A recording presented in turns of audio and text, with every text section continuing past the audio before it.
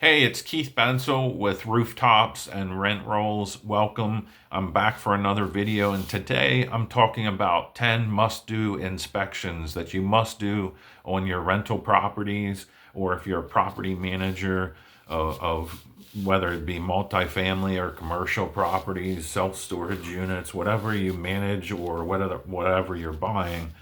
There's 10 key inspections that I like to do on my properties, whether I'm just taking them over or whether I've been managing them for years. And this helps protect the asset's value, condition. It keeps you informed from multiple different areas. And you have to walk your property, you have to know your property if you're going to be there and manage a property. If you're investing your own money, you need to be inspecting your property. And these are 10 must do inspections. Number one, obviously, these first two are very common: move in and move out inspections. That's one and two. So you must document the unit's condition. Specifically, before keys are handed over on a move-in inspection, you need to do a move-in inspection, whether you do it right there with the tenant, whether you do it prior to them showing up to move in. But a move-in inspection must be performed. You must document it. You must take tons of photos. I always joke that, and it's not a full joke, it's serious too, is that you must take 100 photos for everything. You must document it. And it's 100 photo rule. So obviously, if it's a studio apartment, it's a little harder. It's not as many things to take a photo of.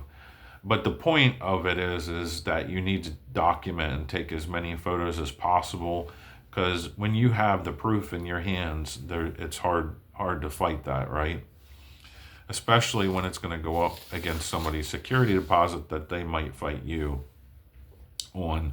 And then obviously your move out inspections. This is more than just, maybe you do the move out inspection with a tenant, the same as you do the move in inspection. Maybe you do it after they turn in the keys, whatever your procedure is. Obviously, you need to do a full move out inspection, and you shouldn't just wing it. Oh, they were good tenants. No, you must do a move in and must do a move out inspection. Verify conditions and compare wear and tear items versus actual damage. And then finally, on the move out inspection, you're also setting your turnover scope of work. So you're determining what you're going to do. Are you going to just replace the carpets this time, or are you just going to have somebody steam them for you? What are you doing? Are you going to pull them up and put LVP flooring? What are you going to do? And so this is also the time when you set your scope of work. And also on the move outs, you're determining what charges you're going to charge that tenant for any damages they created to the apartment beyond normal wear and tear. The next thing is what I call the budget or capital planning inspections. I do these once a year on my properties, and I do them 90 days out from preparation of a budget. And so if this is when a lot of property managers throw in some old clothes, because this is when you really have to dig into the guts of your property. Is there a crawl space? When's the last time you've been under there to check everything? If you don't know what's going on your own property that you're responsible for, or that you own and you're investing hundreds of thousands, maybe millions of dollars, somebody needs to be inspecting your properties. And if you're the property manager, that's you. And so you need to throw on some old clothes and get dirty. Have your maintenance guy meet you there with a ladder and get up on the roof, check the gutters. When's the last time they were cleaned? Do the gutters need to be replaced? Did you find a soft spot in the roof that needs to be redone? This is the time when you're really digging into the property, seeing its full condition for the purpose of preparation of a budget, so that when you are doing your next year's budget, you know where money needs to go. You also might find stuff that needs taken care of immediately, but this is for preparation of a budget. And so maybe you want to start to budget for new roofs. Maybe you have a bunch of vacant units, and this is when you do it with an open mind. So you like, yeah, some of this stuff does look like it's pretty old. Sometimes you're just in the daily grind of keeping your units full, but this is when you really stop and think, like, we need to start budgeting for some new appliances or new cabinets. So this is the budget and capital planning part, and this is when you put your wish list down, what you really wish. You start pricing them out. That's why you do it, 90 days out from your new budget, because it gives you time to contact vendors for estimates and be able to put together a well planned out budget and not just wing it. Don't wait until the last minute and you're just calling your favorite vendor and saying, "Won't the new cabinets cost this?" And then you turn around and find out because you waited till the last minute they're actually double because prices went up. So this is when you're doing your actual full planning, major repairs, minor repairs, whatever have you for your new budget. Next is number 4, which is a curb appeal. This is also could be referred to as a drive-by inspection. So if you're running like I always call them neighborhood properties. That's anything where you don't have an on-site office. I call them drive-by inspections. It means you don't really get out of you don't get out of your car or vehicle. You're actually inspecting what does it look like from the curb. And so, is there trash? Is the lawn being mowed? Even though you're paying a guy, it doesn't mean he's showing up. Every property you should go past once a week at minimum. But if you have an on-site office and you're there every day because maybe there's 200 units, you're getting leasing traffic every single day, right? Or most days you have people coming to look at places. Um, your curb appeal matters so much. So you're obviously needing to check your curb appeal every day versus somebody with a 2-unit property needs to check it every week. There should never be a week that you didn't go past your property to verify, is there a sofa sitting out in your front yard because the tenant decided they wanted to get a new sofa but they don't know where to put it, so they put it in your front yard. It happens. And so, or they got a new bed but they couldn't get it through the front door and now it's sitting on your front porch hanging over the banister partly or something. There's stuff that happens. So you need to be checking your property. You don't want to get a letter from the city because of things. You want to be proactive in addressing that stuff. Number 5, as we move along, you're going to do your common areas, basements, and vacant units. And so I always say you do your drive-bys or curb appeal inspections once a week, but once a month you get out of your vehicle and inspect the property. And so this is when you're pulling open your common entrance doors, you're going in, depending on how many common entrances, you don't have to walk in every single one, but are they clean? Are they well lit? Are the doors, needing to be repaired? You're checking your common area, like amenities, like laundry rooms and things like that should be checked every month. Is the trash overflowing onto the floor? Is there a lot of lint? Could be a fire hazard. So you're checking your common areas. Next is occupied unit inspections. And so there's always a debate amongst property managers as how often you bother the existing tenants or occupied units for an actual full unit inspection. Some people say I'm doing them quarterly. I don't care if they get mad at me. Other people say, well, I want to get into them twice a year.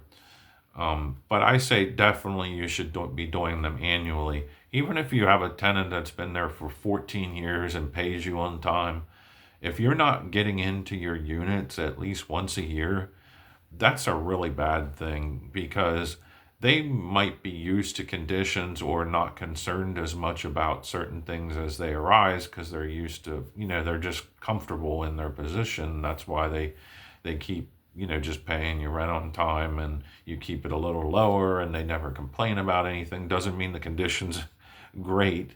And they might be not reporting certain things to you. Is the floor getting soft in the bathroom because their grandson uses it and overflows it every time, the tub every time. What's going on in the property? Check everything. This is when you need to take multiple photos inside every single unit, inside every single room. This is when you get a little bit more detailed versus like the drive by or you know curb appeal inspections. This is when you're taking a lot of photos, a lot of notes, because you're not doing it as frequently, but it's so important for safety reasons. Maybe maybe the tenant broke some outlet plate covers, or maybe they got pissed because the smoke detector kept going off and they just ripped it down. That it happens a lot, so you need to get into your units and make sure that your property is, I always say, clean, safe, and secure. If it's not those three things, you have a problem and you need to address it. Next is roof inspections. If you're at like an apartment complex setting or a large property, your maintenance guys should be doing roof inspections every month.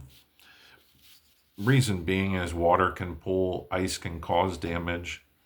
There's a lot of things that can happen, and when you have, if it's a large apartment complex or a large high-rise building, like if you have a 4-story, 38 unit apartment building, like one that I used to manage, a lot can happen on that roof and you need to inspect it. Things can come loose, all kinds of stuff can happen. And so I always say you need to inspect your roofs every month. But if a maintenance guy is getting up there, I call it good enough. I need to get on my roofs at least twice a year. If you're short on staff on maintenance, you need to get up there and inspect it in place of your maintenance guys every month. Next is plumbing inspections. So this is where it's not set in stone as to how often you need to do it. But if you're getting a high water bill, I open a work order. Plumbing inspection, high water bill. And so they already know, my maintenance guys know that means they're checking toilets, faucets. Why is my water bill so high? And so those are not as not as set in stone. It's not monthly or weekly or once a year. It's as needed. But I just call them plumbing inspections, high water bill, and make sure that everything's everything's okay, and figure out why I'm being charged so much money. When you're doing the full unit inspection, you should be obviously checking the plumbing. Is there corrosion? Is there issues going on that you need to do that? But I treat my plumbing inspections mainly for high water bills. And then next is your HVAC inspections. So how often is your filters being changed? So they should be changed right every month. And so whether you have a delivery service and the tenants are changing those filters, or whether you have a maintenance guy going around and doing it, or are they only changing it twice a year or quarterly, obviously filters need to be changed. Hopefully you're doing it on a very frequent basis. But outside of that, obviously, I think you should tag along occasionally and check out your HVAC units. Ask some questions why the maintenance guy or your maintenance, your HVAC vendor is checking out those units. Ask some questions. What do you think of the unit? Is it in good condition? Is this up to safety standards? Is there anything that I need to be planning to have done on this unit? So I call them HVAC inspections.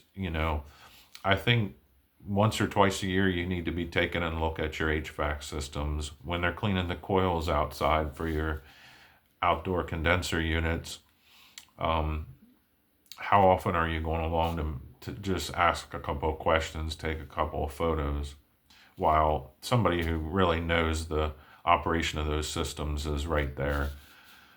And then finally is what I call number 10 is nighttime lighting inspections and safety inspections. It's all in one. So most of the time we're at our properties during the day, especially if you have an on-site office. But don't forget that you have to check how your property operates after hours. Is it operating safely? Is there any dark areas, and especially parking or entranceways?